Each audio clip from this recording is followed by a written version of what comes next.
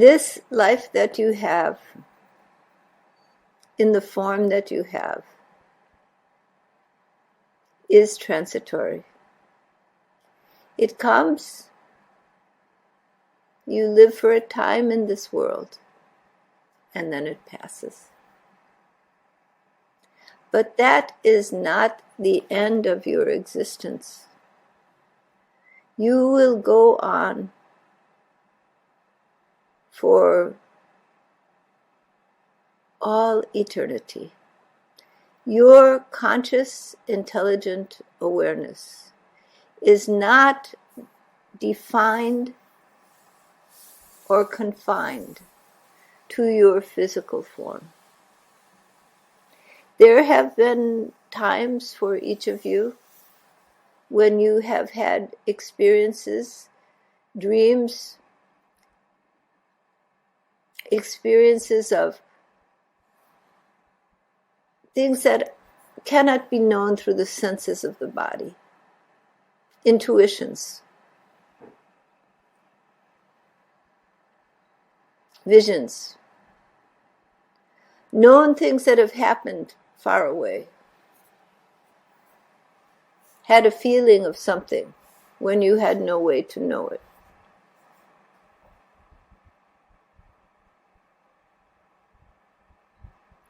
Felt that you were taken. You saw things from a different perspective, not of the body. These momentary experiences come naturally in human life. When there are times when your conscious, intelligent awareness moves beyond the physical structure to allow you to experience things that are not part of your sensory experience. And these moments give you a glimpse of the reality of your being. That your being, though embodied, is of a wider dimension and exists beyond the body. That your being is composed of a conscious awareness, an intelligence that is not defined or confined to any particular experience. You are the witnessing entity, the witnessing, aware, intelligent consciousness, which knows all of the experiences of your body and your mind, and knows those non-ordinary experiences that happen outside of the body and the mind. That intelligence, some people may say, well, it is due to your brain and your neurological system. That is true of thought, of the rational mind which thinks about and figures out things. That requires a brain. But there is another part of you which is intelligent, aware, knowing, perceiving, understanding. That does not require the physical form. The mind, divided into layers, koshas, the desire mind, the physical body, anumaya kosha, of course, leaves with death, but so does the desire mind related to the senses and the care of the body.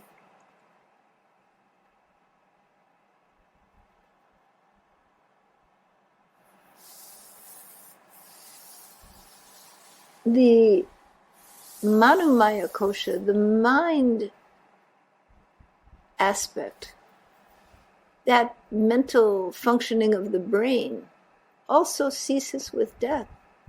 But the higher mind, the Atimanas kosha, and the layers beyond that do not cease to exist when the body departs. They remain intact.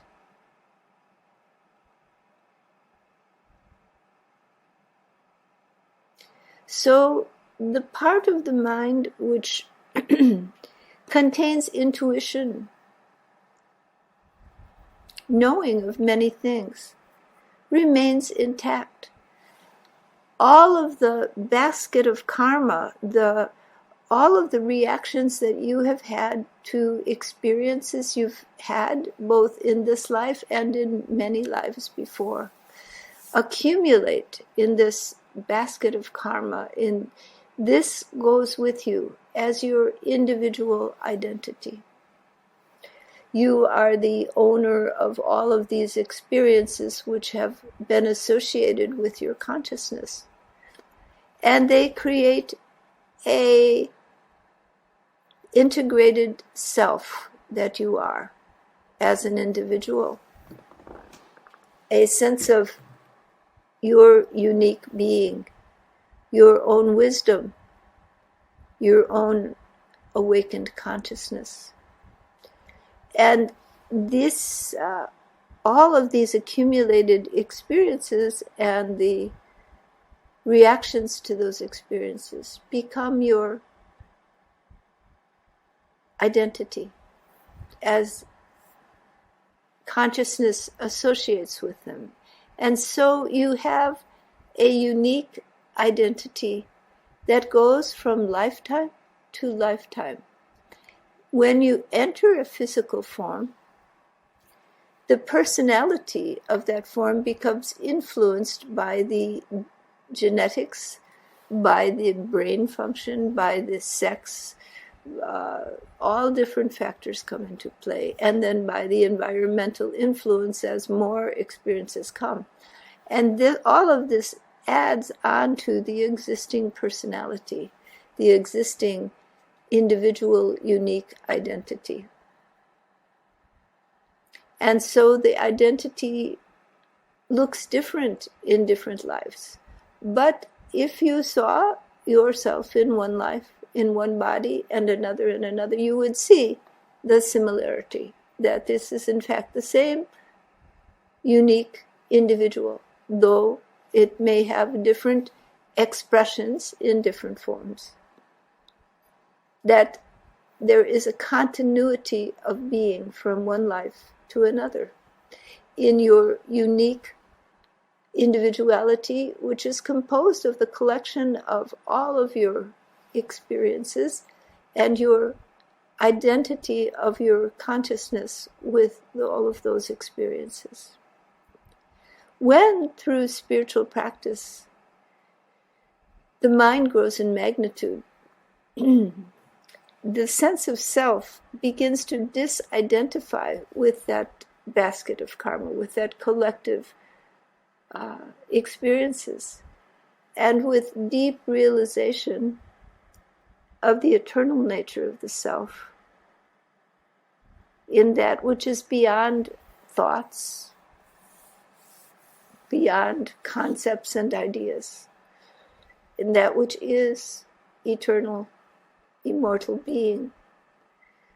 The realization comes that you are indeed more than your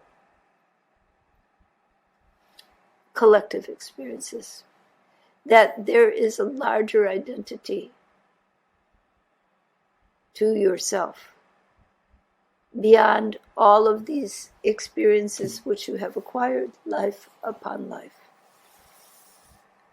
That there is an association with a deeper self, a larger self, the self of yourself. Meaning that your real self, your real nature, is not bound in these collective experiences that you have had life upon life. that all of these experiences lie within the context of a larger sense of being, an eternal nature, beyond any individuality, but inclusive of all unique individual expressions and manifestations. This is the pure nature of being, excuse me, the eternal consciousness, which never dies, which always is. And as mind grows in magnitude, the influence of experience and identity with experience, both pleasureful and painful, begins to diminish. It holds less and less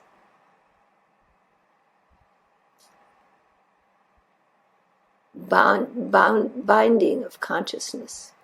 And you're aware, intelligent being, freed from identity with all of your past experiences, your pains, your sorrows, your joys and accomplishments. When freed from that, there is a recognition of the immortal nature of being, of a vast love, a vast intelligence, a vast beingness, which is your source, which is your own nature.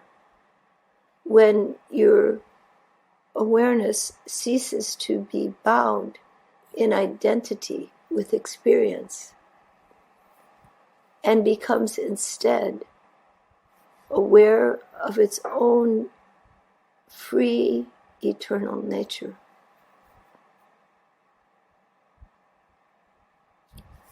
And as you have more and more exposure to this divine nature, this infinite love, the binds of present life and past life identities thin and thin. Those experiences become less important. And then the realization comes. They all of the unique identities of this cosmos lie within one consciousness, one aware, intelligent beingness that is the self of yourself, that is your actual nature when you are not consumed with your individuality and the accumulation of experience. When your awareness, your attention moves from that to this cosmic love, to this cosmic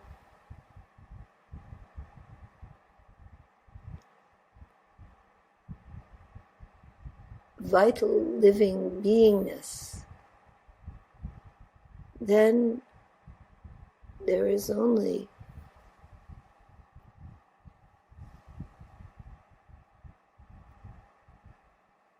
the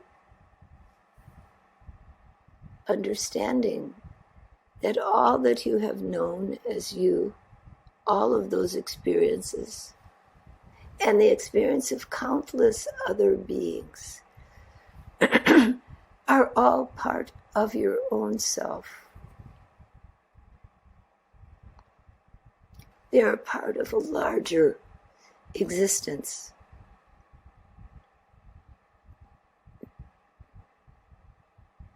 Which does not fade with time, which is unbound by pain and pleasure.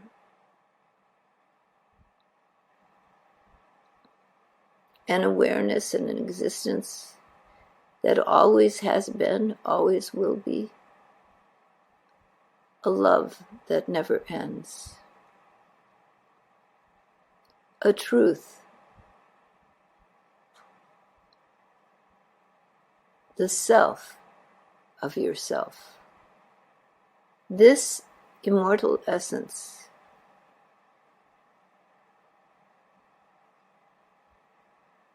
is the one eternal essence in which all existence plays out.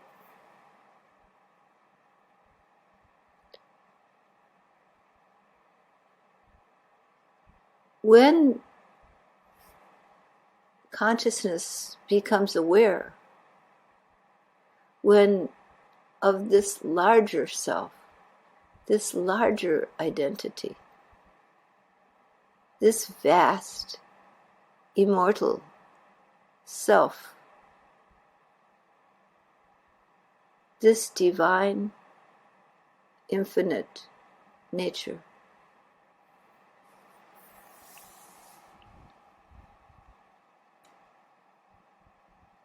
then the recognition comes that all experience, all beings are part of this whole.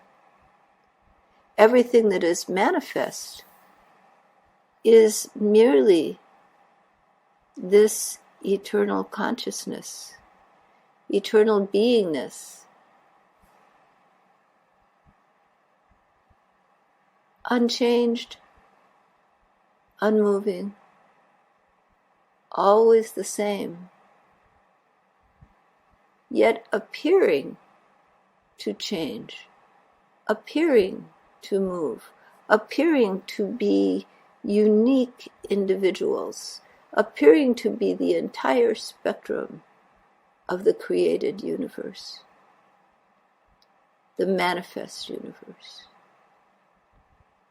So that the whole manifest universe is a play within the cosmic intelligent awareness, playing out like a dream in the mind of the great dreamer. When you let go of identity with the limitations of all of these experiences, this basket of karma, all of the experiences that you've had, and you let go, and your awareness, your intelligent consciousness returns to its natural state of being. You are in the infinite. You are in the eternal.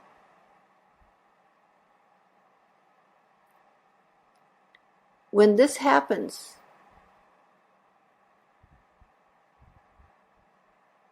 all existence is a play, a dance, a dream in the mind. It is Maya, sometimes translated as illusion, but not just illusion. It is a belief. It is a created reality.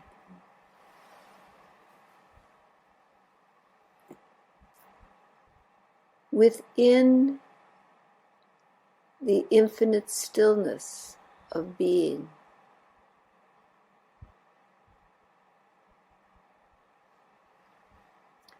It has a relative existence. This world, all that is manifest, has a relative existence. But that existence is a play, a dream in the mind of the great dreamer. It is Maya. It is the play danced in the mind, danced of the substance of the great dreamer. of the infinite Purusha, the infinite conscious, intelligent awareness of being. That infinite intelligent awareness never changes. It only appears to change into manifestation, but its nature, the nature of all that is, remains one and the same and unchanging. Every atom of this existence is a doorway to the infinite. There are no beings who are crude and less than God, for God is everywhere. God is the essence of everything that is.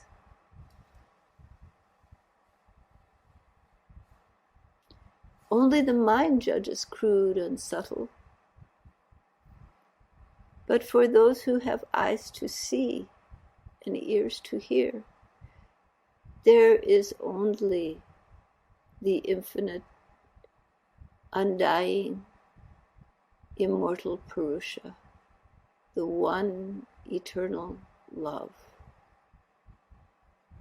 the infinite grace. That is all that exists, and it forms within it the play of light and shadow, of pleasure and pain, of accomplishment and defeat, of duality in all its multifarious forms. This is played within the awareness of infinite being. That awareness never changes, never moves. The play within it is a dance, but never changes the nature of the being, as your dream never changes your nature. As the witness, the consciousness in which the dream plays out, you are still the same, but in the dream you believe yourself to be the dreamers. So it is in human life. You believe yourself to be a body. You believe yourself to be the pains, the sorrows, the joys that have filled your life.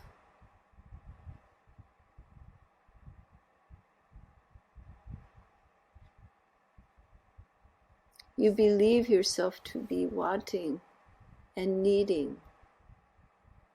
But what are you really needing? Isn't it love unconditional? Isn't it return to wholeness? Isn't that what you really need?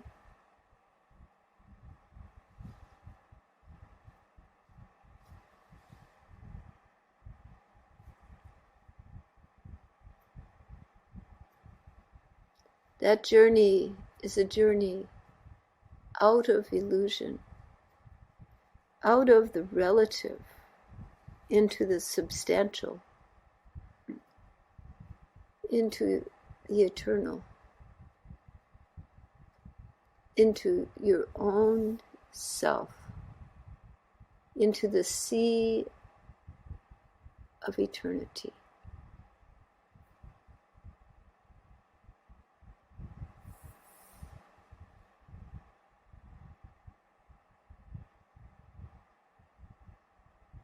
The journey is not long, nor is it short.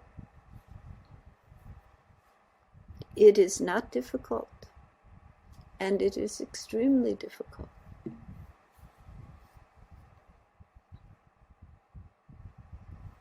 What is. There is one self, one cosmic, eternal, immortal beingness.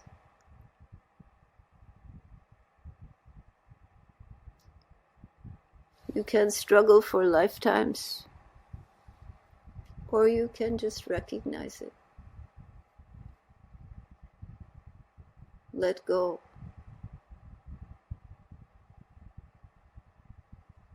Of other beliefs. Open your heart. Find your way home.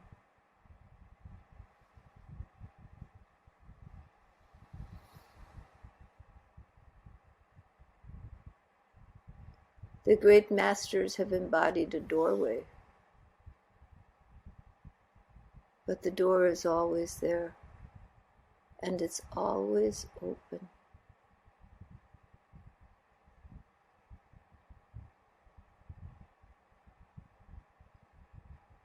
All you need to do is walk through. All right?